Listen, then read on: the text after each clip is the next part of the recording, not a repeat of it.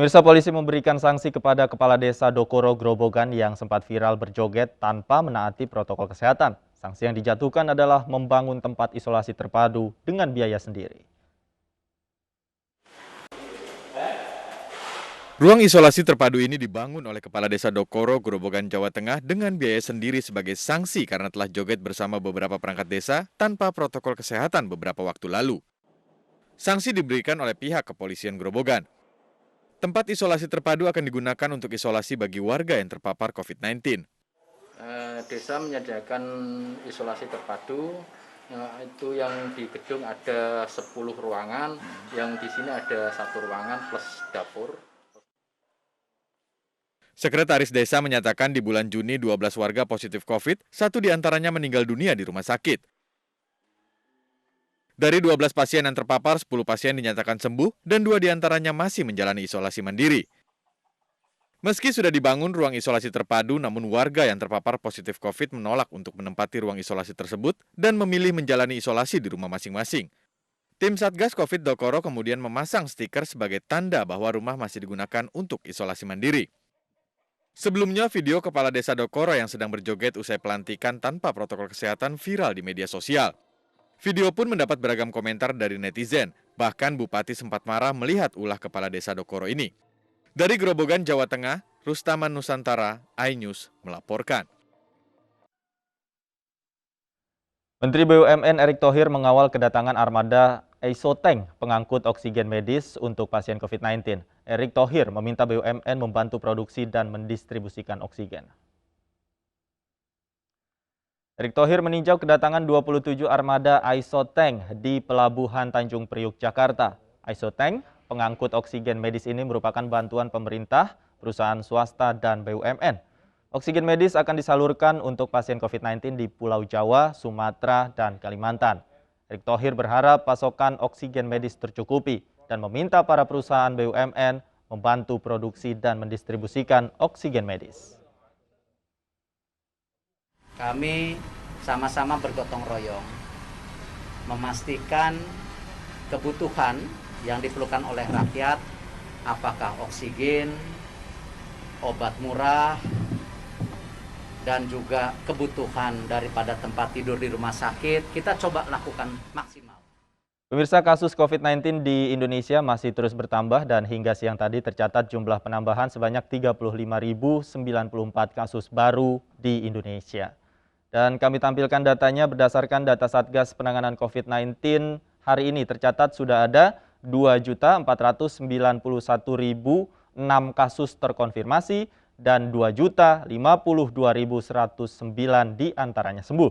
Sementara total yang meninggal dunia hingga saat ini mencapai 65.457 orang.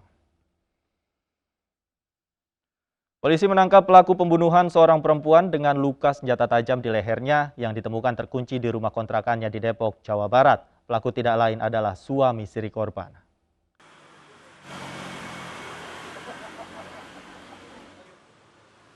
Polisi berhasil mengungkap kasus tewasnya seorang perempuan dengan luka senjata tajam di lehernya.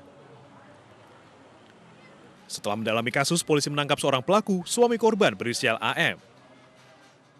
Ketika warga menemukan korban berlumuran darah di rumah kontrakan yang terkunci, pelaku tidak diketahui keberadaannya. Ternyata pelaku terjerat 2 kejahatan, yaitu pencurian ponsel yang ditangani Polda Metro Jaya dan pembunuhan yang ditangani oleh Polres Depok. Pelaku atas nama AM ini sudah diamankan oleh tim Jatan Ras Polda bekerjasama dengan Polres Depok. Posisi yang bersangkutan sekarang ada di Polda.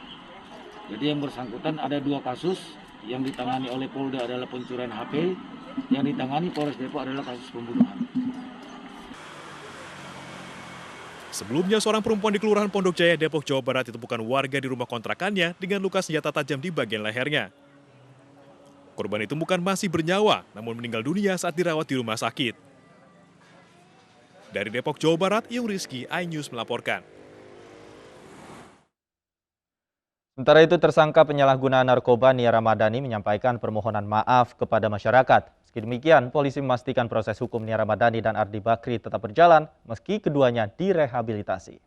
Sore hari ini mohon izinkan saya dengan segala kerendahan hati untuk mengucapkan permintaan maaf yang sebesar-besarnya kepada seluruh pihak yang terkait, khususnya kepada keluarga besar saya, sahabat, teman-teman, orang-orang yang mengasihi saya, rekan kerja dan seluruh pihak yang sudah menaruh kepercayaannya kepada saya.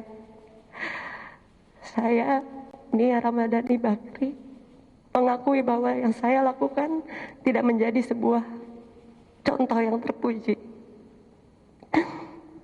Sebagai manusia, saya sadar seharusnya saya memberikan contoh yang baik bagi anak-anak saya dan orang-orang di sekitar saya.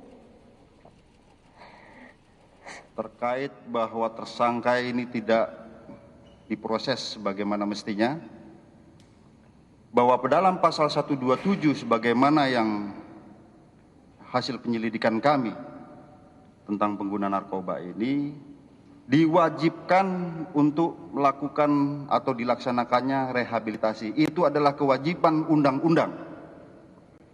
Dan kemudian dengan rehabilitasi ini bukan perkaranya tidak dilanjutkan, tidak, perkara tetap kami lanjutkan. Kami bawa ke sidang, nanti akan divonis oleh hakim, di mana ancaman maksimalnya adalah 4 tahun. Ini yang perlu diluruskan bahwa Pemirsa, tetap lindungi keluarga dengan mengetatkan protokol kesehatan 3M karena saat ini penularan COVID-19 makin meningkat. Memakai masker, menjaga jarak, dan jauhi kerumunan, mencuci tangan di air yang mengalir. Bukan begitu, Anissa? Baik, iya betul sekali Davi, dan pemirsa jangan lupa dukung vaksinasi pemerintah demi terjadinya kekebalan kelompok agar pandemi segera berakhir. Dan usai sudah kebersamaan kita dalam Anyus sore hari ini mewakili teman-teman yang bertugas, saya Anissa Dasuki. Dan saya Davi Pratama pamit undur diri. Terima kasih atas kebersamaan Anda. Selamat sore dan sampai jumpa.